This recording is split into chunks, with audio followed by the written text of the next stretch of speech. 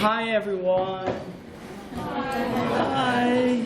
Welcome. It's gonna be really hot in here. Blame David. Blame him. So, we are here to talk about putting people first in our design and development process. People first. For those of you who don't know me, let me introduce myself. My name is Sam Richard. I am Snugug on the interwebs, and I am IBM Watson Design's UI architect, which means my job is to make sure that when Skynet comes, it'll look pretty, as Sam Boyer once said. But I do a lot of front-end development type stuff, and I work on a design team, so I do designy type stuff as well. I'm going to talk to you about how we put people first. But before we get started, I have an activity for everyone. So, I see some people with paper and pencil. If you don't have paper and pencil, you should get some out if you have it. If you don't, open up Photoshop or MS Paint, because we have an activity for everyone. You have field notes. Okay. No. Little tiny thing. Or drawing apps on your phone. Everyone should have a drawing app on their phone. Yeah? Good? Okay. So what I want everyone to do is I want everyone to take 2 minutes and design a vase. Go.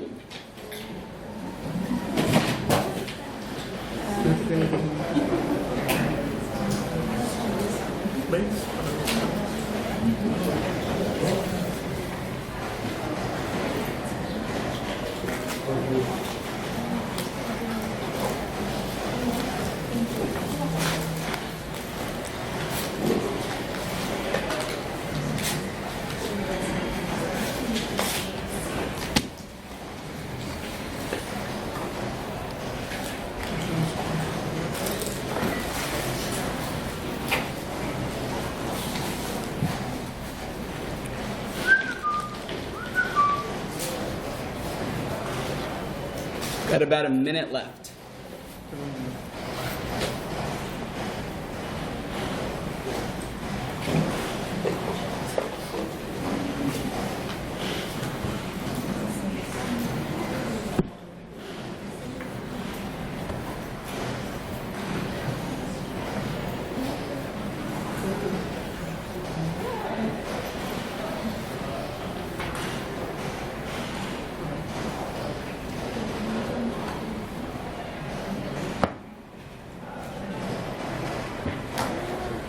Thirty seconds.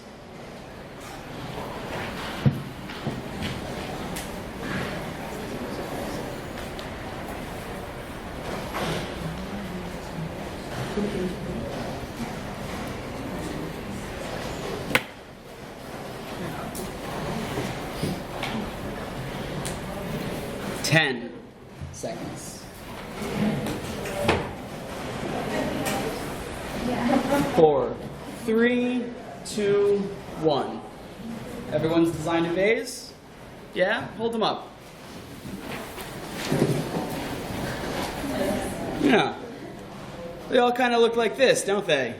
More or less. Some different shapes, but round thing, flowers in, some water. I bet it looked like that, right? Yeah. Crumple that up and throw it away. That's not design. Now what I want you to do is I want you to take 2 minutes and design a better way to enjoy flowers in your home. Go.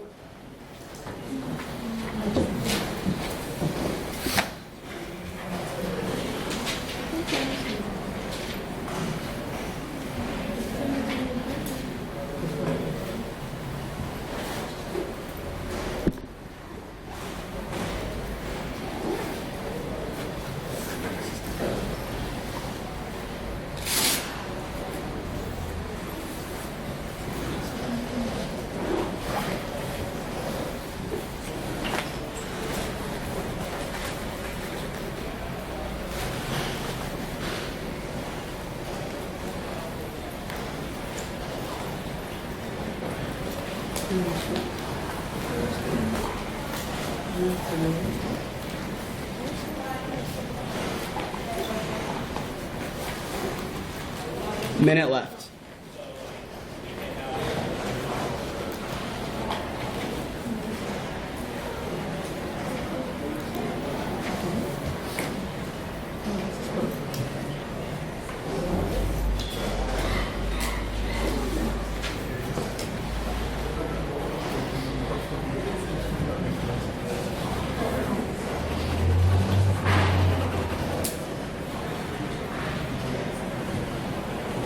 $30 seconds.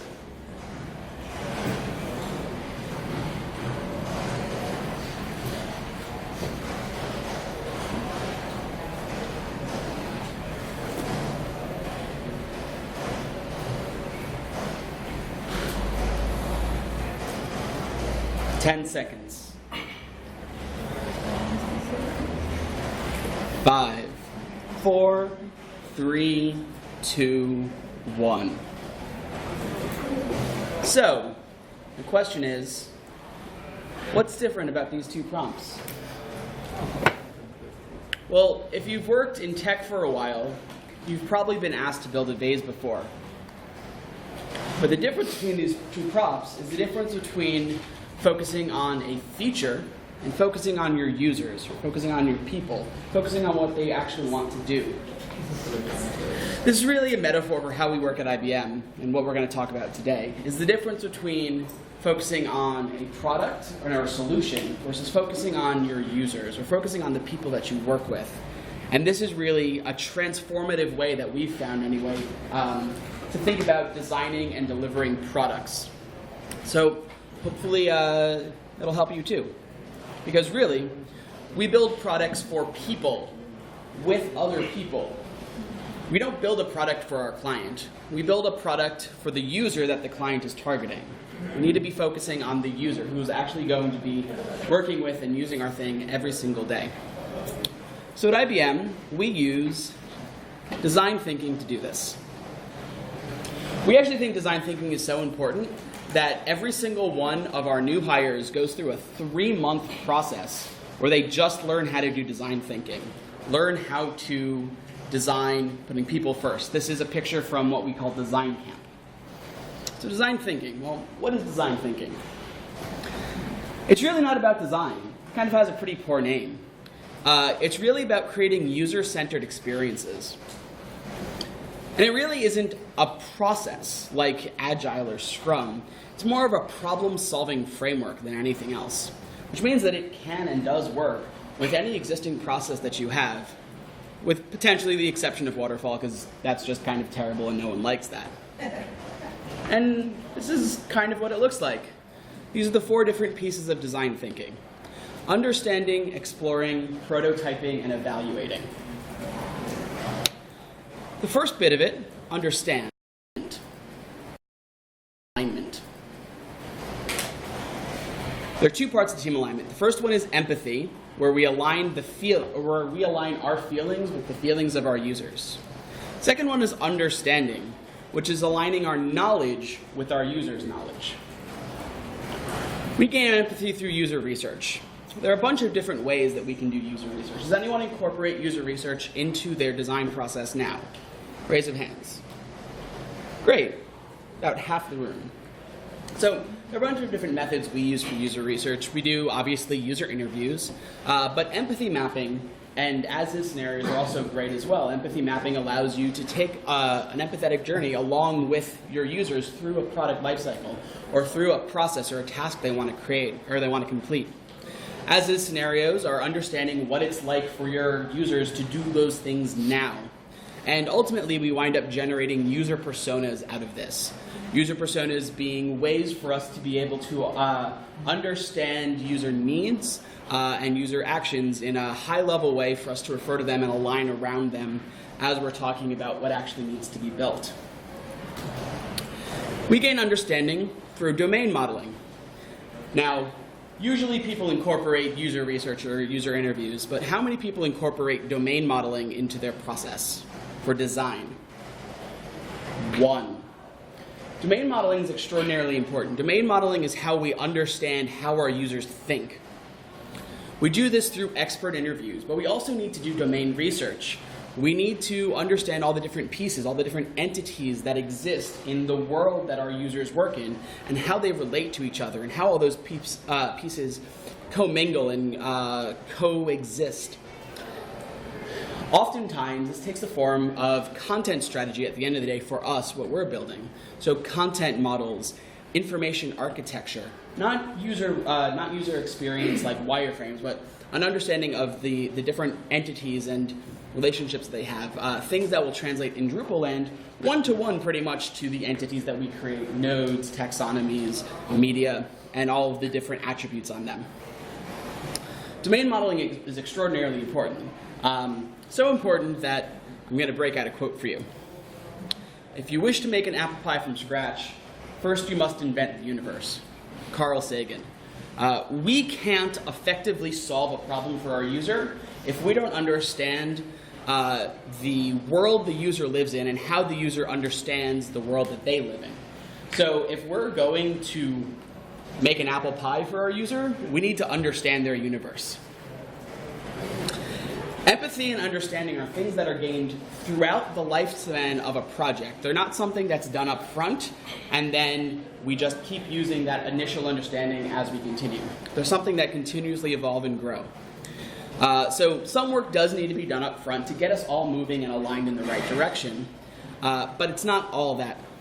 During this process, everyone needs to be involved. It's not just the domain of your designers or your researchers or your project managers to do this. Everyone from engineering up, probably even DevOps, needs to be involved in this.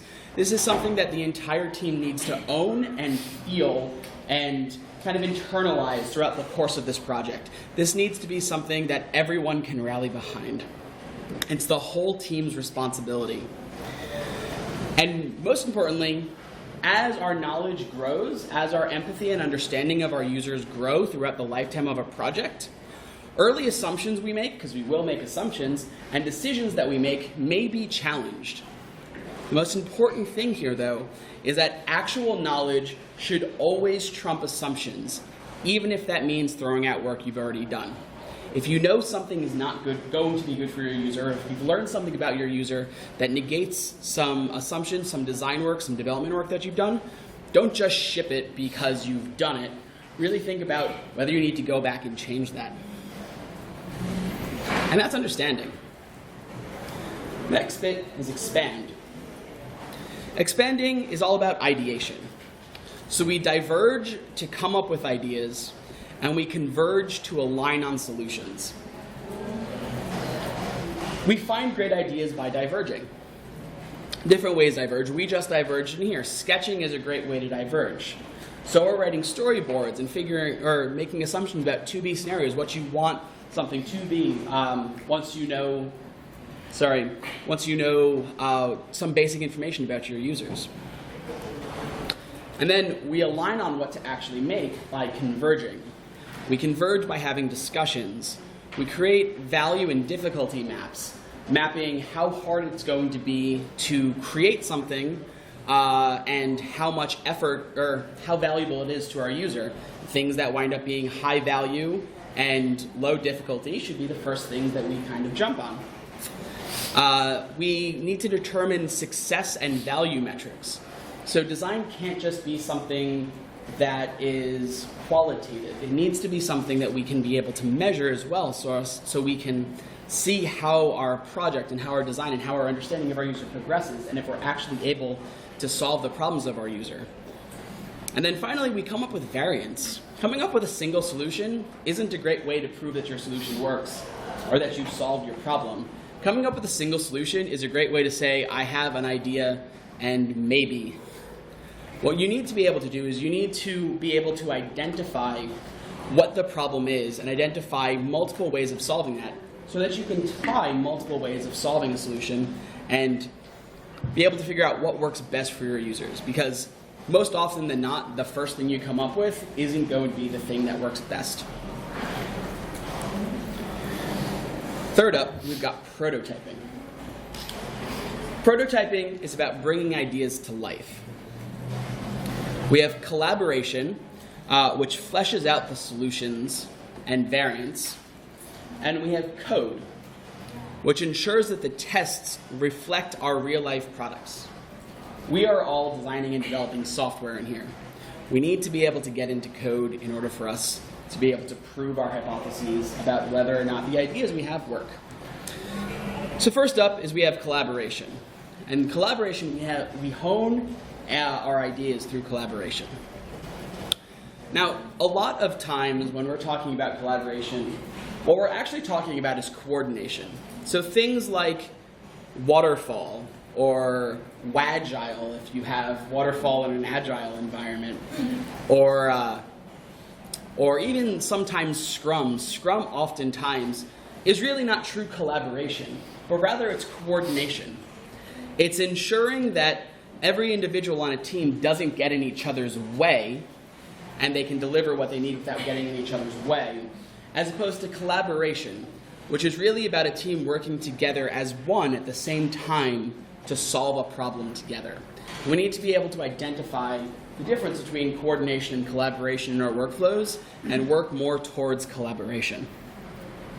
Something else that we need open and transparent communication amongst everyone, from the lowest of the low stack developer through the highest of the high overview product owner.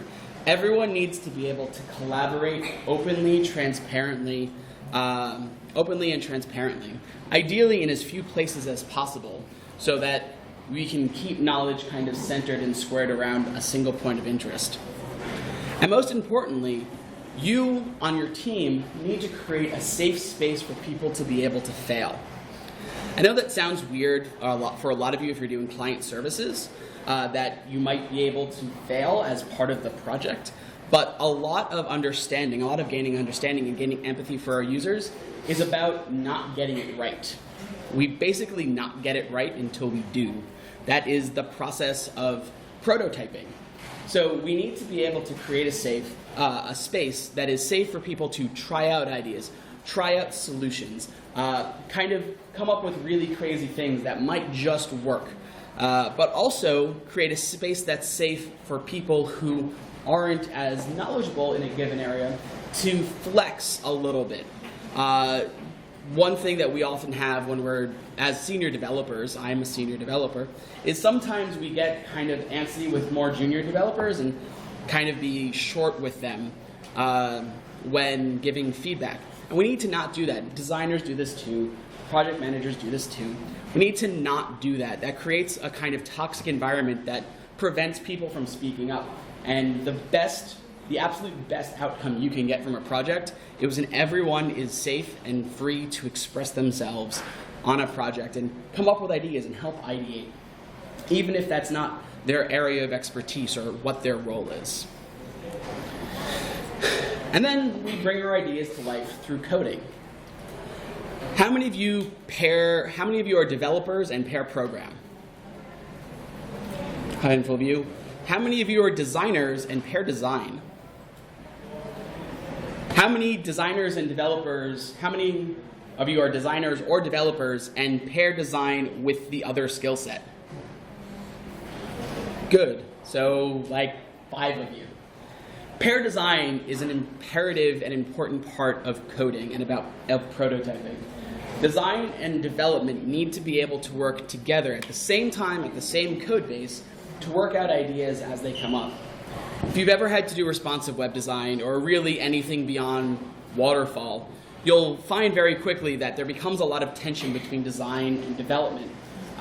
Throwing comps over the wall for development to go work on, and the development building something and then it not being right, and then design yelling at them for not being right, telling them to go fix it, and engineering coming back and going, well, this doesn't work, we're not going to do it, and we're going to ship it as it is.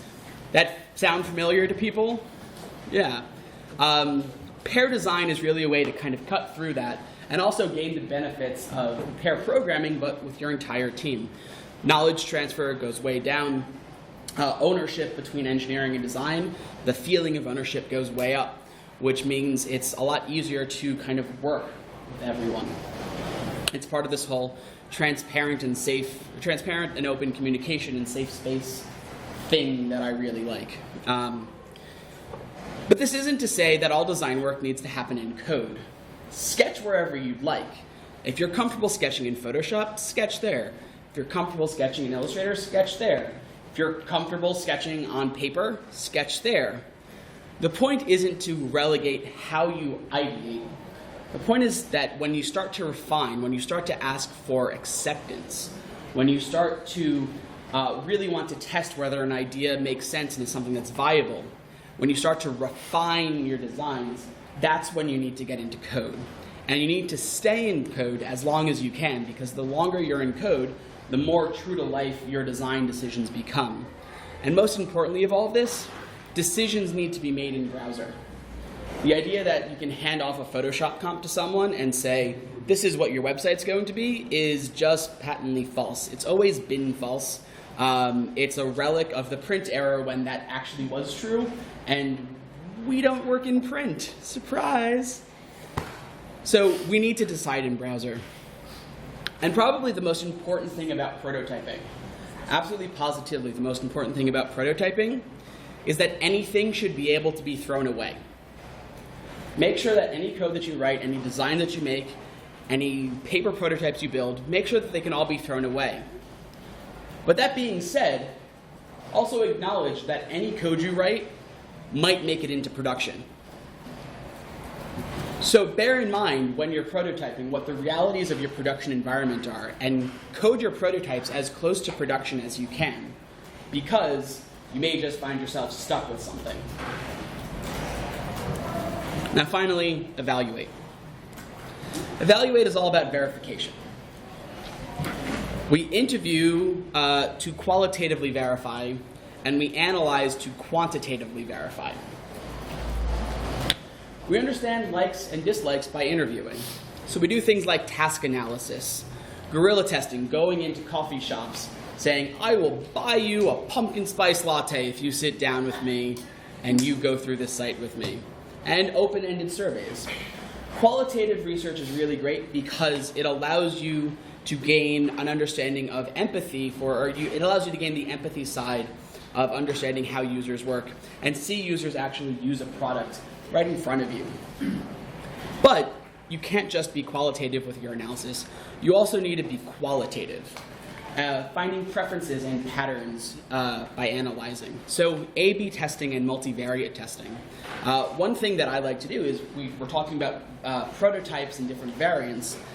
I personally consider a prototype anything that isn't fully in production yet for everyone. So A/B testing, having multiple different variants that you can test against and kind of see which ones perform better, I consider those all prototypes. They may be on production, they may be production code living on our site right now, getting served to users right now.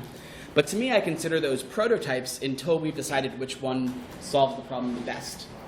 And we figure that out by analyzing.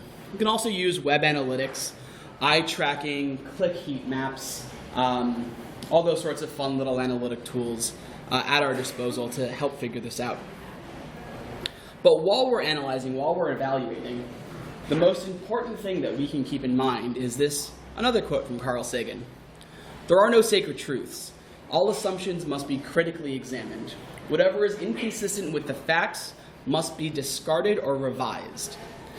If we come up with something that we think is a fabulous solution, and we prototype it, and it does well in prototyping, and then we go and put it on our site, and we evaluate it, and we do some really critical evaluation, and it sucks, don't just leave it there. You have to start over. You have to solve that problem. You haven't solved that problem yet. Just like early on, if new knowledge comes to light, we need to start over. We need to go back and figure out how to solve this problem again, because we haven't actually solved our problem. And those are the 4 bits of design thinking. Now, to me what's interesting about design thinking the first time I saw this is design thinking fits really closely with a development methodology called RAD. How closely? Well, RAD looks like that. I'll do that again. This is design thinking, understand, explore, prototype, evaluate. This is RAD, understand, explore, prototype, evaluate. They're the same processes, and they're the same things that we as designers and developers just kind of naturally do to solve problems. We understand the problem, we come up with different solutions, we try solutions, we decide whether that solution is right, If it is, good. If not, go back to the beginning. And we also all intuitively know that we can jump in at different places. So if I know I'm working in, let's say, React or Angular, I can start by prototyping stuff to see what that framework's capable of.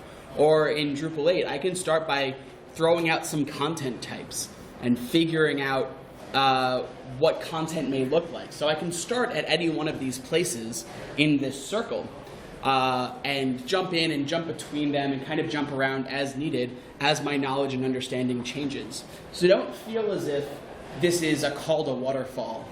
This is really about figuring out what stage of the process of understanding a solution you're in and what you have left to do to finalize that solution.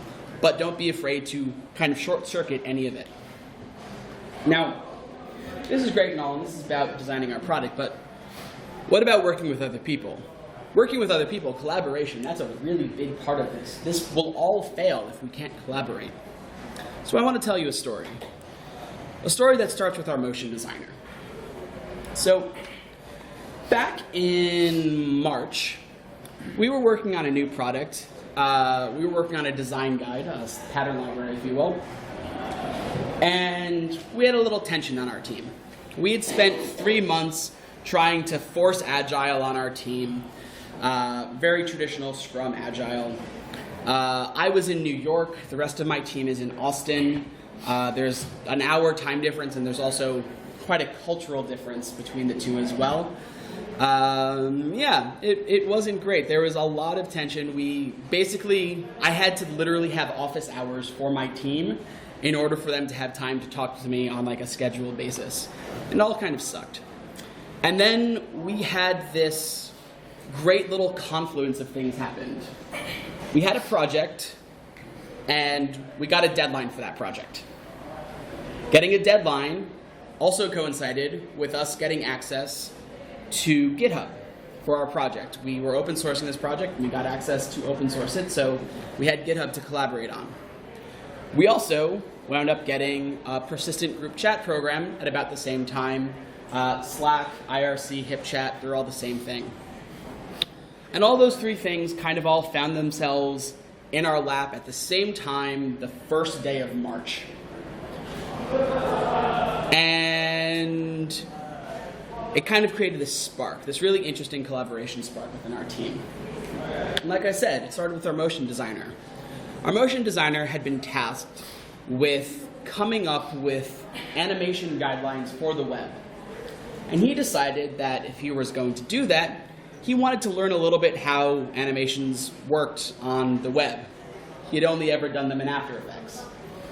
So he talked with our developer, and she said, yeah, cool, awesome, let me teach you. She set up a little scaffolding tool in Yeoman and taught him how to commit code into Git. Nothing much, just git add, git commit, git push. And within a couple days of them pairing together, sitting next to each other, working through this, he was up and running in code. Now, he didn't do all of his animation work there, but he got up and running, and he could start committing, and he could start working in the medium he was designing for. And he was crazy enthusiastic about it. He loved it. It was a new light bulb for him. And after about 3 days of him and our developer just gushing over this new thing that he found, Git and code, our visual designer sends us a message literally at midnight. So for her it was 11, me midnight, saying, oh my God, you guys, I got it working. And she had posted a picture of a screenshot of her terminal in our group chat room of her having set up the scaffolding tool that our developer had built. Now, she didn't have anyone to do it with her. She didn't sit down with anyone. But because of the enthusiasm that our developer and motion designer had, she went out of her way to figure out how to set up this tool so she could be part of it. And over the next couple days, our visual designer and our motion designer, no developers involved here, visual and motion designer paired together to teach each other Git and teach each other the scaffolding tool. So we then had one developer and 2 designers who were able to push code into Git and work in GitHub together. And that was great, and that opened up a lot of communication channels for us.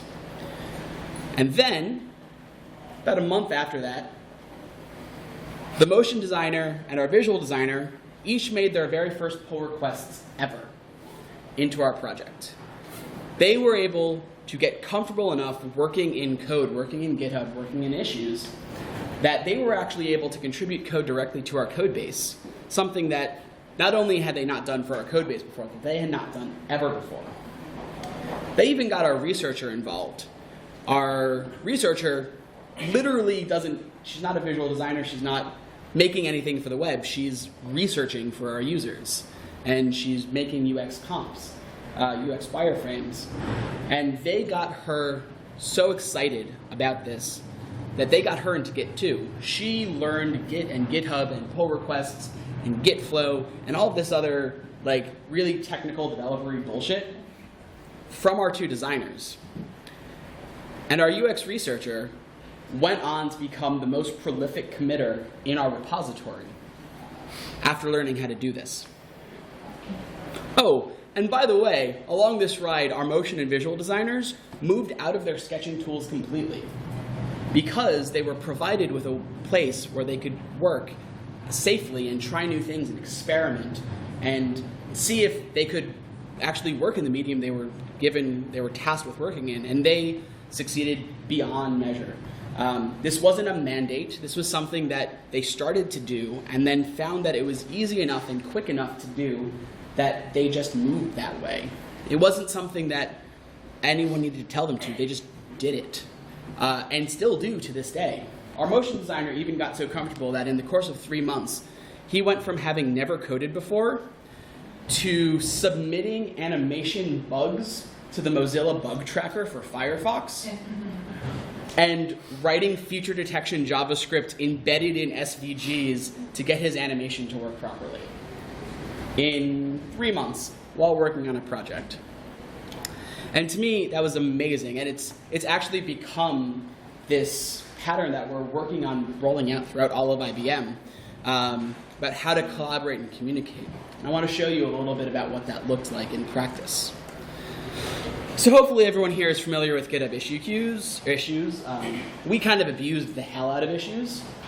This is one issue on our style tile. It's something like 70 comments long. And by 70 comments, I don't mean 70 plus ones. I mean 70 actual productive comments. Going down, seeing exactly what's happening, who's doing what, having feedback from our designer. Our visual designer said that working in GitHub, working in issues, connected to our group communication channel, it is the fastest she's ever been able to get feedback and the fastest she's ever been able to work. Ever. Ever. Ever. We were able to get through 7, 8, 9 iterations in a day, something that normally would take 2 weeks or more through sprint cycles and setting up playbacks or setting up playbacks to get people to see her work. She was able to just get feedback on it immediately and get it into code the moment she was done. We created a system for our labels that allowed us to really heavily label and understand exactly what piece of the project something was related to, an issue was related to, just by kind of scanning. We took this idea from a group called Robin, who created an issue style guide, and this is what ours looks like. We also really, really dug into all the features that GitHub issues have to offer. So we have tasks.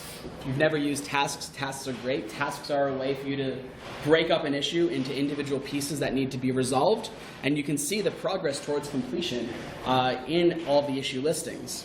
So this is an example of an issue that's been labeled using our style guide. It's attached to a milestone.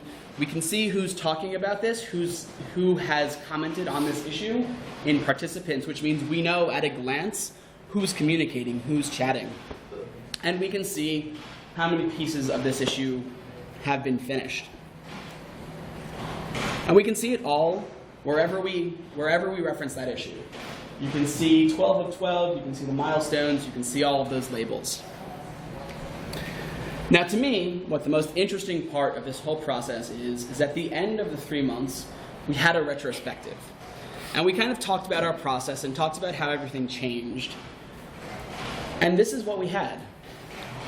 This is a Murally board, basically online sticky note board, of all of the likes, which was the first column, and all of the dislikes and things we want to see changed in the next 3 columns.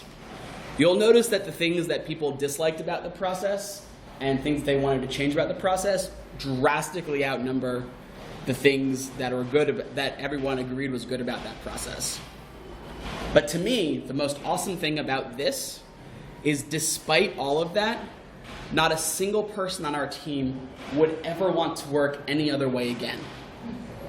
Because what we wound up having was open, transparent communication, constant communication, to the point where our team in Austin started yelling at each other if they were talking about something in person and said, no, go put it in the group chat so Sam can be part of this.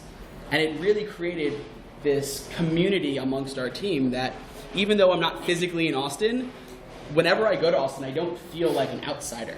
I feel like part of the team. And whenever they come to New York, we're all the same team. It created this really great environment for us to collaborate and communicate and work together. And we're now, like I said, evangelizing this out to the rest of IBM, to the point where our user experience designer and researcher, she's now taken a role specifically with the group tasked with bringing this to IBM. So she believes so much in this, from having never worked in this way and never committed any code and being the last person to kind of absorb and get on this process with us, to now going and evangelizing it across all of IBM. So now, I have a challenge for you.